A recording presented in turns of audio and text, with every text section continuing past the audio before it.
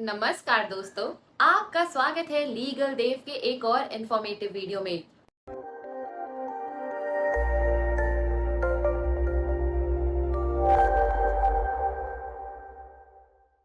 आज के इस वीडियो में हम बात करेंगे प्राइवेट लिमिटेड कंपनी और LLP limited liability partnership company के बीच के डिफरेंस पर। तो चलिए शुरू करते हैं और चीजों को डिटेल में समझते हैं। सबसे पहले चलिए समझते हैं प्राइवेट लिमिटेड कंपनी को। प्राइवेट लिमिटेड कंपनी एक ऐसी कंपनी होती है जिसमें शेयर होल्डर्स का लायबिलिटी लिमिटेड होता है उनके इन्वेस्टमेंट्स के हिसाब से। ये कंपनी को चलाने का कंट्रोल शेयर होल्डर्स के पास होता है। प्राइवेट लिमिटेड कंपनी का registration ministry of corporate affairs के अंडर होता है। इसमें शेयर होल्डर्स की संख्या 2 से लेकर 200 तक होती है। इस कंपनी में शेयर्स प्राइवेटली ट्रेड किए जाते हैं, मतलब कि पब्लिक को शेयर्स नहीं बेचे जाते। इसमें डायरेक्टर्स की संख्या कम होती है, जैसे कि 2 होती है। अब चलिए हम बात करते हैं एलएलपी के बारे में। एलएलपी यानी लिमिटेड लाइबिलिटी पार्टनरशिप एक पार्टनरशिप फॉर्म है जिसमें पार्टनर्स की लाइबिलिटी लिमिटेड होती है। इसका मतलब है कि पार्टनर्स सिर्फ अपने इन्वेस्टमेंट तक ही जिम्मेदार होते हैं। एलएलपी का रजिस्ट्रेशन भी मिनिस्ट्री ऑफ कॉर्पोरेट अफेयर्स के अंडर ही होता है। इसमें कम से कम 2 पार्टनर्स होते हैं और कोई मैक्सिमम लिमिट नहीं होती। इसमें पार्टनर्स का डायरेक्ट रोल होता है कंपनी चलाने में और डिसीजन मेकिंग में भी। एक और इम्पोर्टेंट बात, एलएलपी में पार्टनरशिप अग्रीमेंट का होना काफी जरूरी होता है। तो दोस्तों, अब हम आते हैं हमारे मेन क्वेश्चन पर। प्राइवेट लिमिटेड और एलएलपी में क्या अंतर होता है?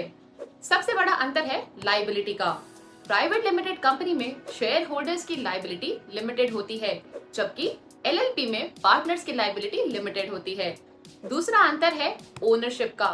प्राइवेट लिमिटेड कंपनी में ओनरशिप शेयर होल्डर्स के पास होती है, जबकि एलएलपी में ओनरशिप पार्टनर्स के पास होती है। अब चलिए हम आपको स्टेप बाय स्टेप समझाने जा रहे हैं कंपनी रजिस्ट्रेशन प्रोसेस को और इसमें क्या क्या डिफरेंस होता है प्राइवेट लिमिटेड और एलएलपी के बीच में। तो चलिए शुरू करते हैं। सबसे पहला कदम है डिसाइड करना कि आप किस तरह की कंपनी रजिस्टर करना चाहते हैं, प्राइवेट लिमिटेड या एलएलपी। दूसरा डिसीजन आपके बिजनेस के नीड्स और रिक्वायरमेंट्स पर डिपेंड करता है। दूसरा कदम है डिजिटल सिग्नेचर सर्टिफिकेट DSC प्राप्त करना। ये सर्टिफिकेट आपको ऑनलाइन ट्रांजैक्शंस के लिए यूज करने की परमिशन देता है। इसके लिए आपको सर्टिफाइड एजेंसीज या गवर्नमेंट पोर्टल्स पर अप्लाई करना होगा। तीसरा कदम है डायरेक्टर आइडेंटिफिकेशन नंबर और DIN के लिए अप्लाई करना। DIN एक यूनिक आइडेंटिफिकेशन नंबर होता है जो डायरेक्टर्स को अलॉट किया जाता है। इसके लिए आपको मिनिस्ट्री ऑफ कॉर्पोरेट अफेयर्स के पोर्टल पर अप्लाई करना होगा। चौथा कदम होता है कंपनी का नाम चूज करना और अप्रूव करवाना। आपको कुछ गाइडलाइंस और रिस्ट्रिक्शंस का यहाँ ध्यान रखना होगा, जैसे कि नेम अवेलेबिलिटी, ट्रेडमार्क चेक और कंपनीज एक्ट 2013 के गाइडलाइंस। पांचवा कदम है डॉक्यूमेंट्स की तैयारी। इसमें इंक्लूड होते हैं registered office address proof, director consent letters and other necessary documents. छठा कदम है एप्लीकेशन फाइल करना मिनिस्ट्री ऑफ कॉर्पोरेट अफेयर्स के पोर्टल पर। आपको रेलेवेंट फॉर्म्स फिल करना होगा, जैसे कि SPICE plus for private limited या LLP फॉर्म 2 फॉर LLP। सातवां कदम है रजिस्ट्रेशन फीस पे करना। फीस का अमाउंट अलग अलग हो सकता है प्राइवेट लिमिटेड और LLP के लिए। पेमेंट ऑनलाइन मोड से किया जा सकता है। आठवां कदम है डॉक्यूमेंट्स की वेरिफिकेशन और अप्रूवल का इंतजार। मिनिस्ट्री ऑफ कॉर्पोरेट अफेयर्स के ऑफिसर्स आपके सबमिटेड डॉक्यूमेंट्स को वेरीफाई करेंगे और अप्रूवल देंगे। नौवां कदम है सर्टिफिकेट ऑफ इनकॉर्पोरेशन प्राप्त करना। जब आपकी एप्लीकेशन अप्रूव हो जाती है, आपको सर्टिफिकेट ऑफ इनकॉर्पोरेशन दिया जाता है, जो आपकी कंपनी का ऑफिशियल प्रूफ होता है। 10वां कदम है पैन परमानेंट अकाउंट नंबर और tan tax deduction and collection account number के लिए अप्लाई करना।